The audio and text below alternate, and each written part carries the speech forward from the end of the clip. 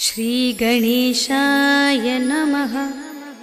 श्रीजानकी वल्लभो विजयते पंचम सोपान सुंदरकांड।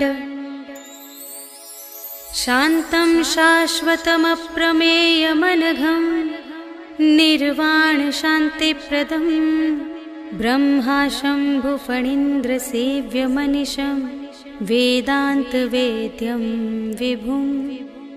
रामाख्यं जगदीश्वरं सुरगुरुं मायामनुष्यं हरिं वन्देऽहं करुणाकरं रघुवरं भूपालचूडामणिं। नान्या स्पृहा रघुपते हृदयस्मदीये सत्यं वदामि च भवानिखिलान्तरात्मा। भक्तिं प्रयच्छ रघुपुङ्गवनिर्भरां मे कामादिदोषरहितं कुरु मानसं च। अतुलितबलधामं हेमशैलाभदेहं धनुजवनकृशानुं ज्ञानिनामग्रगण्यं सकलगुणनिधानं वानराणामधीशं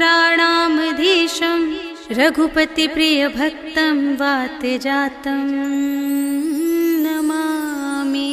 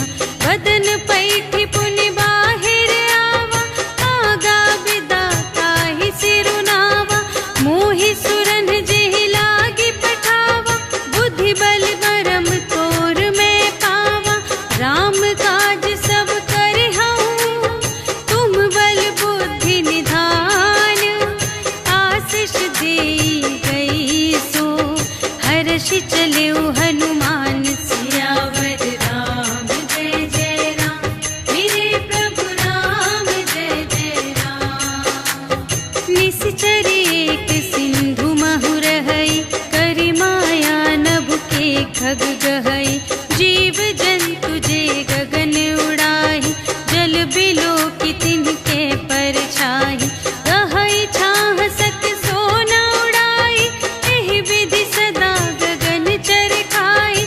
सोई छल हनुमान कह कीन्हा, सासु कपटु कपि तुरत ही चीन्हा। ताहि मारि मारुत सुत वीरा, बारिधि पार गयो मति धीरा। तहाँ जाई देखी बन शोभा, गुंजत चंचरीक मधुलोभा। नाना तरु फल फूल सुहाए, खग मृग वृंद देखी मन भाए। सैल विशाल देखी एक आगे, ताव पर धाये चढ़े उभय त्यागे। उमा न कछु कपि कै अधिकाई, प्रभु प्रताप जो कालहि खाए।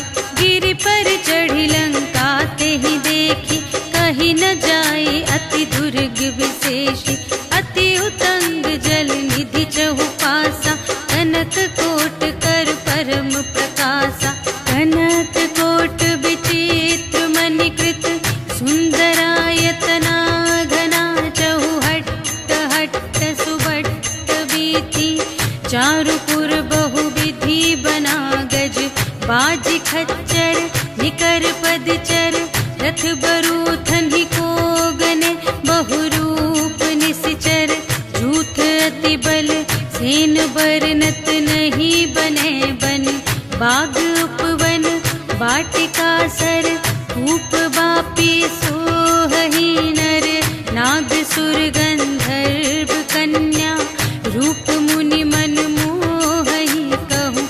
माल देह विशाल शैल समान, अति बल गरजहि नाना अखारिन। भिरहि बहु विधि एक एकन तरजहि करे।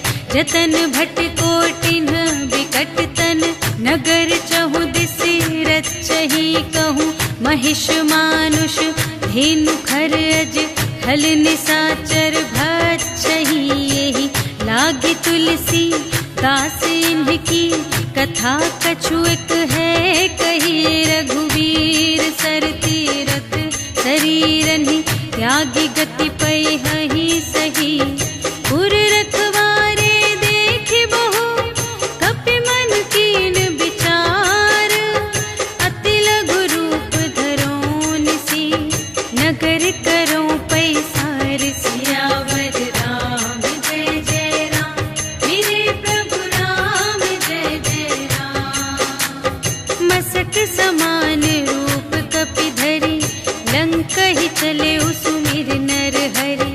नाम लंकिनी एक निश्चरी, सो कह चलसि मोहि निंदरी।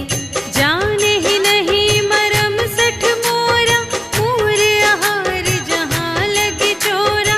मुठिका एक महाकपि हनि, रुधिर बमत धरनी ढन मनि। पुनि संभारी उठी सोलंका, जोरी पानी कर विनय सशंका। जब रावण ही ब्रह्म बर दीन्हा, चलत बिरंचि कहा मोहि चीन्हा। विकल होसि तै कपि के मारे, तब जाने सुनि सिचर संघारे। तात मोरे अति पुण्य बहुता, देखे नयन राम कर दूता। तात स्वर्ग अप परग सुख, धरिय तुला एक अंग। तूल न ताहि सकल मिली, जो सुख लव सतसंग। सियावर राम जय जय राम, मेरे प्रभु राम जय जय राम। प्रबिसि नगर कीजे सब काजा, हृदय राखि कौशलपुर राजा। गरल सुधारि पुकारहि मिताई, गोपद सिंधु अनल सितलाई। गरुड़ सुमेरु रेणु समताहि, राम कृपा करि चितवा जाहि। अति लघु रूप धरहु हनुमाना, बैठा नगर सुमिरि भगवाना। मंदिर मंदिर प्रति करि शोधा, देखे जहाँ तहाँ अगणित जोधा। गयउ दसानन मंदिर माहि, अति विचित्र कही जात सुनाई। शयन किए देखा कपि तेहि,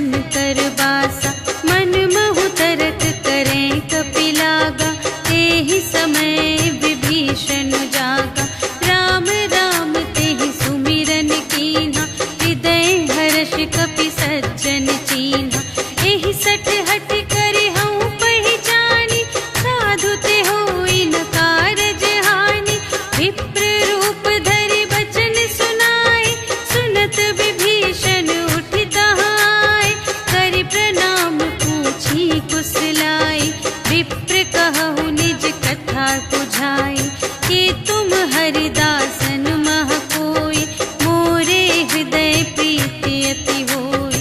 कि तुम राम दीन अनुरागी, आयहु मोहि करन बड़ भागी। तब हनुमंत कही सब, राम कथा निज नाम।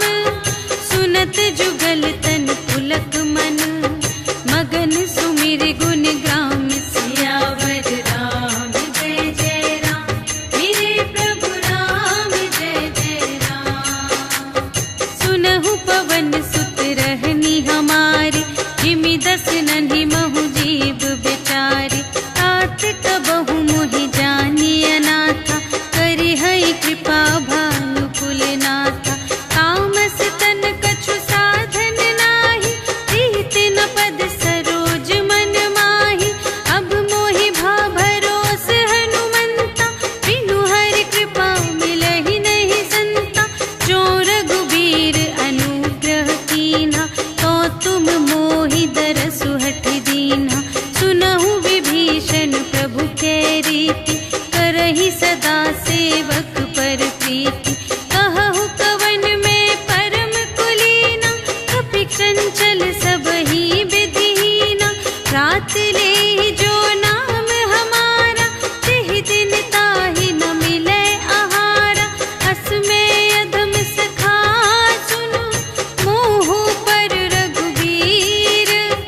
कीन्ही कृपा सुमिरि गुण, भरे बिलोचन नीर। सियावर राम जय जय राम, मेरे प्रभु राम जय जय राम। जानत हूँ अस स्वामी बिसारे, हिरहित काहे न होहि दुखारे। एहि विधि कहत राम गुण ग्रामा, पावा अनिर्वाच विश्रामा। उनि सब कथा विभीषण कही, जेहि विधि जनक सुता तह रही। तब हनुमंत कहा सुनु भ्राता, देखि चहऊँ जानकी माता। जुगति विभीषण सकल सुनाई, चले पवन सुत विदा कराई। करि सोई रूप गयो पुनि तहवा, बन अशोक सीता रह जहवा। देखि मनहि महु कीन्ह प्रणामा, बैठे ही प्रीति जात निस जामा। रिस तनु शीस जटा एक बेनी, जपति हृदय रघुपति गुण श्रेणी। निज पद नयन दिए मन, राम पद कमल लीन। परम दुखी भा पवन सुत, देखि जानकी दीन। सियावर राम जय जय राम, मेरे प्रभु राम जय जय राम। तरु पल्लव महु रहा लुकाई, करई विचार करूँ का भाई। तेहि अवसर रावण तह आवा, संग नारी बहु किए बनावा। बहु विधि खलती तहि समुझावा, साम दान भय भेद दिखावा। कह रावण सुनु सुमुखी सयानी, मंदोदरी आदि सब रानी। तब अनुचरी करऊँ पन मोरा, एक बार बिलोक ममोरा। दिन धरि ओट कहति वैदेही, सुमिरि अवधपति परम स्नेही। सुनु दस मुख खद्योत प्रकाशा, कबहु के नलिनी करई विकासा। अस मन समुझु कहत जानकी, खल सुध नहीं रघुबीर बानकी। सठ सूने हरियाने ही मोहि, अधम निलज्ज लाज नहीं तोहि। आपु ही सुनि खद्योत सम, राम ही भानु समान। परुष बचन सुनि काढ़ियसि, बोला अति खिसियान। सिया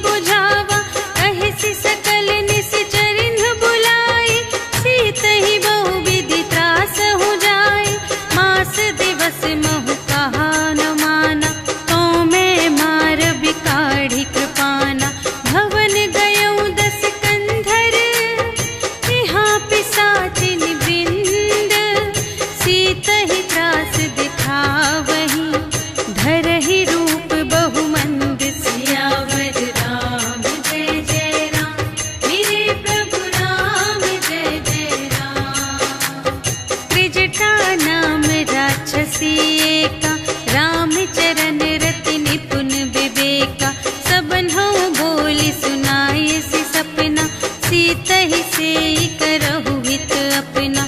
सपने बानर लंका जारी, जातु धान सेना सब मारी। हर आरूढ़ नगन दस सीसा, मुंडित सिर खंडित भुज बीसा। एहि विधि सो दक्षिण दिस जाई, लंका मनहु विभीषण पाई। नगर फिरी रघुवीर दोहाई, तब प्रभु सीता बोली पठाई। यह सपना मैं कहूँ पुकारी, होई ही सत्य गए दिन चारि। तासु बचन सुनिते सब डरी, जनक सुता के चरणन ही परी। जहाँ तहाँ गई सकल तब, सीता कर मन सोच। मास दिवस बीते मोहि, मारे ही निश्चर पोच। सियावर राम जय जय राम, मेरे प्रभु राम जय जय राम। त्रिजटासन बोली कर जोरी, मातु विपति संगिनी तै मोरी। तजो देह करु बेगी उपाई, दुसह बिरहु अब नहीं सही जाई। आने काठ रचु चिता बनाई, मातु अनल पुन देहि लगाई। सत्य करहि मम प्रीति सयानी, सुने कुशवन सूल समबानी। सुनत बचन पद गहि समझायसि, प्रभु प्रताप बल सुजसु सुनायसि। निसिन अनल मिल सुन सुकुमारी, अस कहि सो निज भवन से धारी। कह सीता विधि भा प्रतिकूला, मिलिहि न पावक मिटिहि न सूला। देखियत प्रगट गगन अंगारा, अवनि नावत एक अवतारा। पावक मय शशि स्रवत न आगे, मानहु मोहि जाने हथ भागी। सुनहि विनय मम विटप अशोका, सत्य नाम करु हरु मम शोका। नूतन किस लय अनल समाना, देहि अग्नि जन करहि निदाना। देखि परम बिरहा कुल सीता, सोछन कपिहि कलप समबीता। कपि करि हृदय विचार, दीन्हि मुद्रिका डार। तब जन अशोक अंगार दीन, हर्षि उठी कर गहेउ। सियावर राम जय जय राम, मेरे प्रभु राम जय जय राम। तब देखी मुद्रिका मनोहर, राम नाम अंकित अति सुंदर। चकित चितव मुद्री पहचानी, हर्ष विषाद हृदय अकुलानी। जीत को सकई अजय रघुराई, माया ते असि रच नहीं जाई। सीता मन विचार कर नाना, मधुर बचन बोले हनुमाना। रामचंद्र गुण बरने लागा, सुनतहि सीता कर दुख भागा। लागी सुने श्रवण मन लाई, आदि हुते सब कथा सुनाई। श्रवणामृत जेहि कथा सुनाई, कही सो प्रगट होत किन भाई। तब हनुमंत निकट चली गयो, फिर बैठी मन विस्मय भयो। राम दूत मैं मातु जानकी, सत्य शपथ करुणा निधान की। यह मुद्रिका मातु मैं आनी, दीन्हि राम तुम कह सहिदानी। नर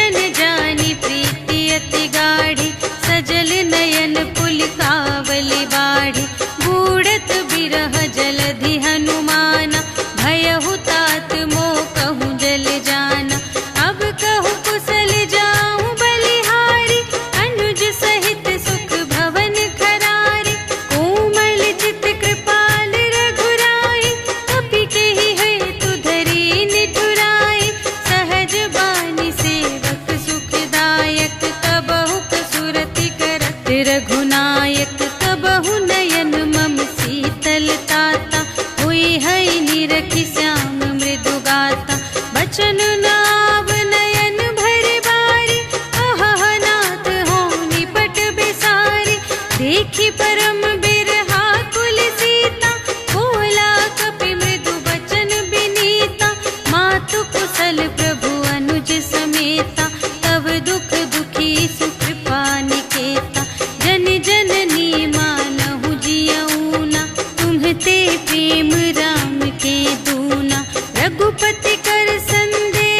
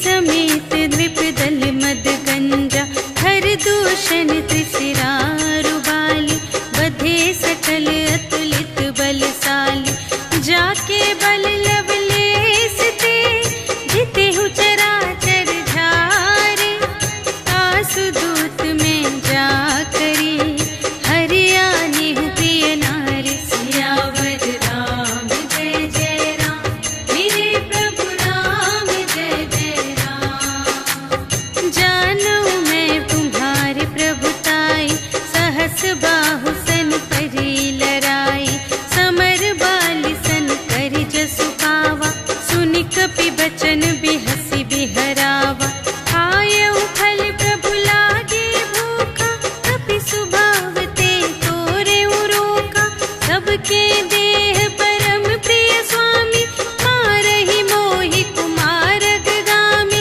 जिन्ह मोहि मारा ते मैं मारे यहीं पर बांधे तनय तुम्हारे मोहि न कछु बांधे कैलाजा कीन्ह चहूँ निज प्रभु कर काजा विनती करऊँ जोर कर रावण सुनहु मान तजि मोर सिखावन देखहु तुम निज कुल ही बिचारी धन तजि भजहु भगत भयहारी जाके डर अति काल डेराए जो सुर असुर चराचर खाए आसो भय रुक बहु नहीं कीजे मोरे कहे जान की दीजे प्रणत पाल रघुनायक करुणा सिंधु खरारे गए शरण प्रभु राखी हैं तब अपराध विसार सियावर राम जय जय राम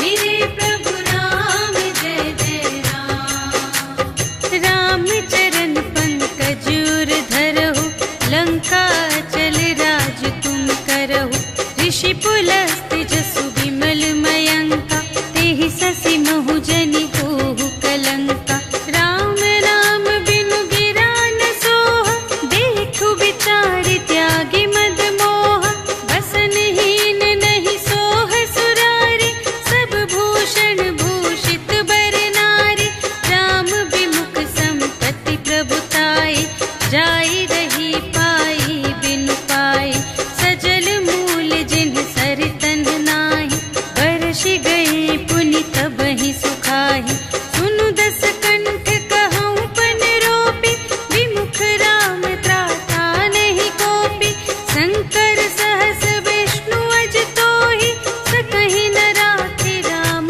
कर द्रोही मोह मूल बहु सूल प्रद त्यागहु तम अभिमान भजहु राम रघुनायक कृपा सिंधु भगवान सियावर राम जय जय राम मेरे प्रभु राम जय जय राम जदपि कही कपि अति हित बानी भगति विवेक बिरति नयसानी बोला बिहसी महाभिमानी मिला हमहि कपि गुर बड़ ज्ञानी मृत्यु निकट आई खल तोहि लागे से अधम सिखावन मोहि उल्टा हुई कहे हनुमाना मति भ्रम तोर प्रगट में जाना सुन कपि बचन बहुत खिसियाना भेगी न हरहु मूढ़ कर प्राणा सुनत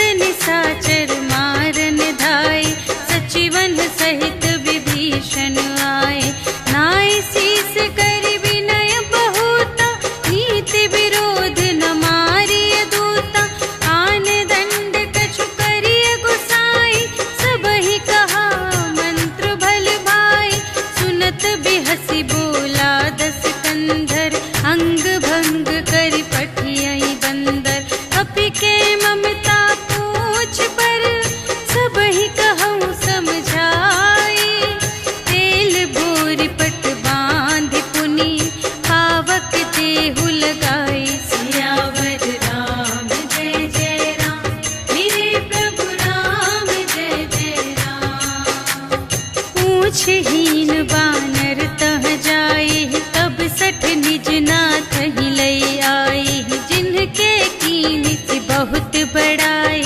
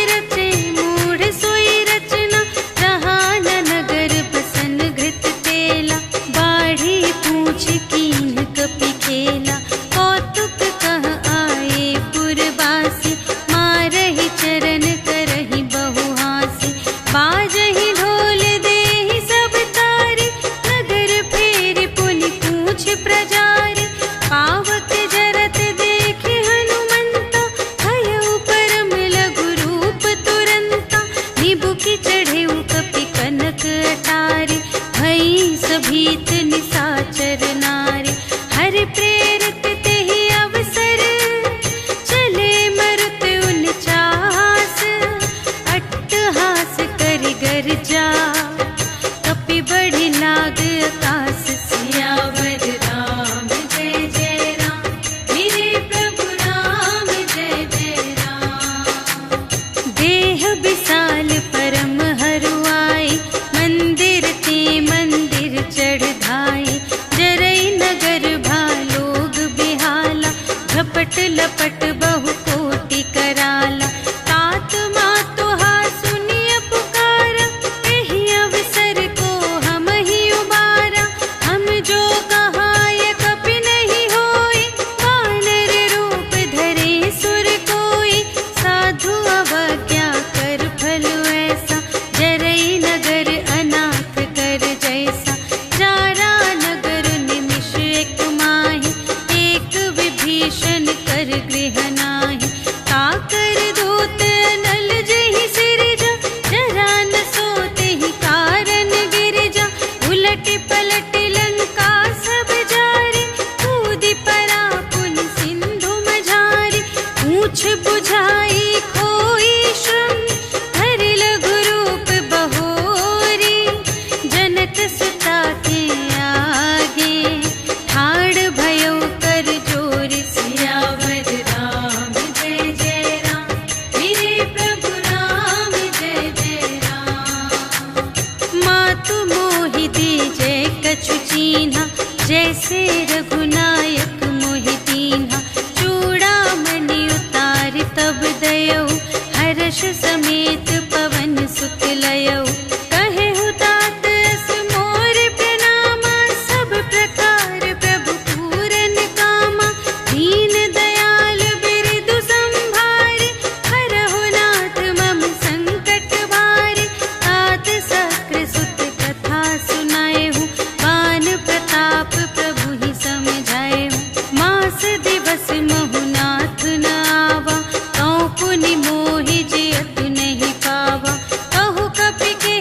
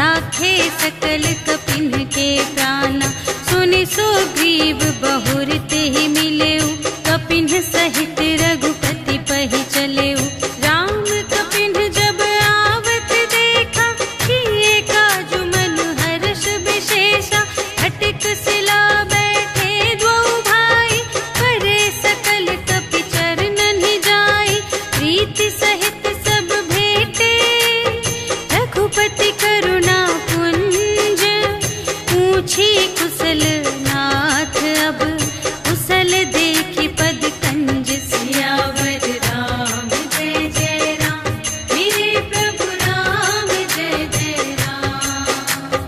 जामवंत कह सुनु रघुराया जा पर नाथ करहु तुम दाया ताहि सदा शुभ कुशल निरंतर सुर नर मुनि प्रसन्नता ऊपर कोई विजयी बिनयी गुण सागर तासु सुजसु त्रैलोक उजागर प्रभु की कृपा भयउ सब काजु जन्म हमार सुफल भाजु नाथ पवन सुत कीन्ही जो करनी सहसहु मुख न जाय सो बरनी पवन तनय के चरित सुहाए जामवंत रघुपति ही सुनाए सुनत कृपा निधि मन अति भाए मुनि हनुमान हर्षि हियलाए कहहु तात केहि बात जानकी रहति करति रक्षा स्वप्रान की नाम पाहरो दिवस निसी ध्यान तुम्हारे कपाट लोचन निज पद जंत्रित जाहि प्राण के ही बाट सियावर राम जय जय राम मेरे प्रभु राम जय जय राम।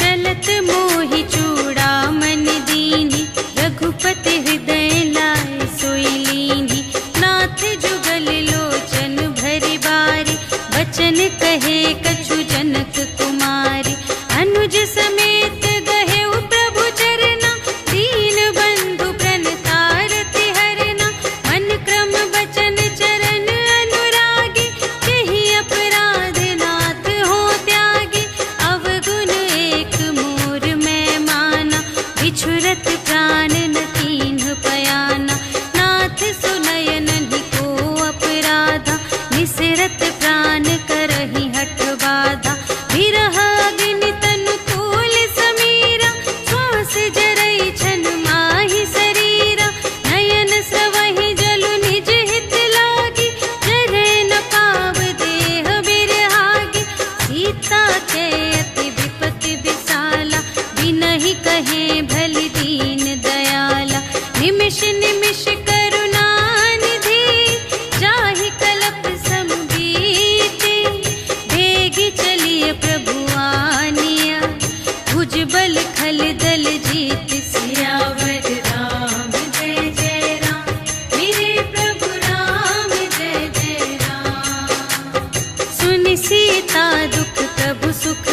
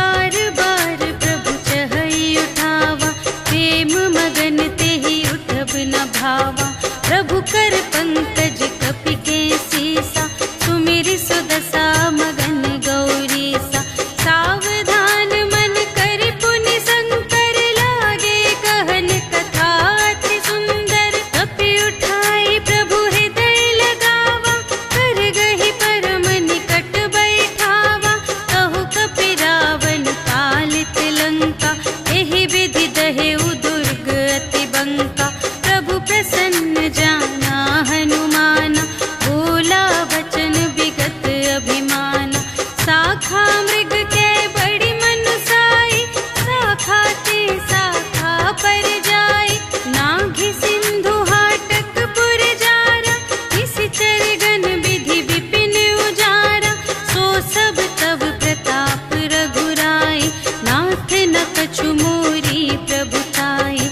ताकहु प्रभु कछु अगम नहीं, जा पर तुम अनुकूल। तब प्रभाव बड़वान लही, जार सकै खल तूल। सियावर राम जय जय राम, मेरे प्रभु राम जय जय राम।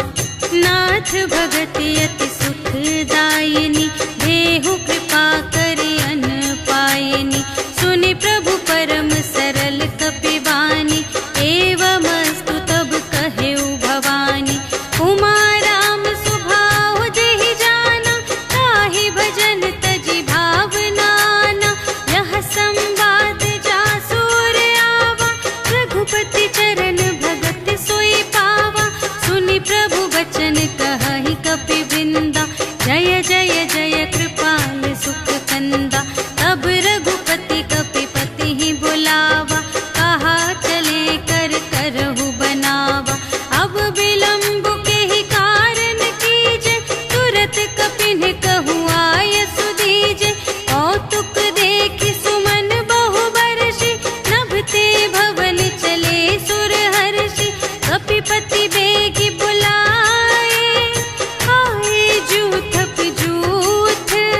नाना बरन अतुल बल, बानर भालु बरूथ। सियावर राम जय जय राम, मेरे प्रभु राम जय जय राम। प्रभु पद पंकज नावहि सीसा, गरजहि भालु महाबल कीसा।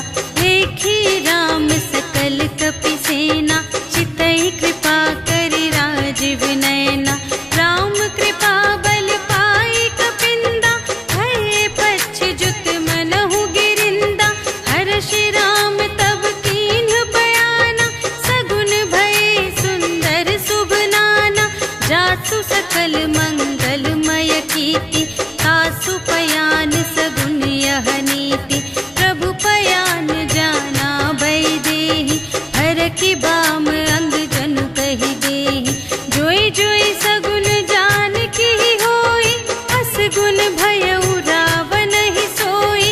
चला कटक को बरने पारा, गरजहि बानर भालु अपारा। नख आयुध गिर पादप धारी, चले गगन मही इच्छाचारी। ते हरि नाद भालु कपि करहि, डगमगाहि दे गज चिक करहि। करहि दिग्गज ढोल महि गिरि, लोल सागर थर भरे। मन हर्ष सब गंधर्व सुर मुनि, नाग किन्नर दुख टरे। कट कटहि मरकट, विकट भट बहु कोटि कोटिन धावहि। जय राम प्रबल प्रताप कौशल, नाथ गुण गण गावहि। सहि सक न भार उधार अहिपति, बार बार ही मोहहि।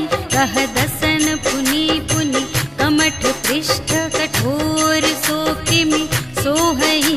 रघुबीर रुचिर प्रयाण प्रस्थिति, जानि परम सुहावनी। जनु कमठ धर पर सर्प राज सो, लिखित अबिचल पावनी। एहि विधि जाई कृपा निधि, उतरे सागर तीर। जहाँ तहाँ लागे खान फल, भालु विपुल कपिवीर। सियावर राम जय जय राम, मेरे प्रभु राम जय जय राम। उहाँ निशाचर रहहि सशंका, जब ते जारि गयउ कपिलंका। निज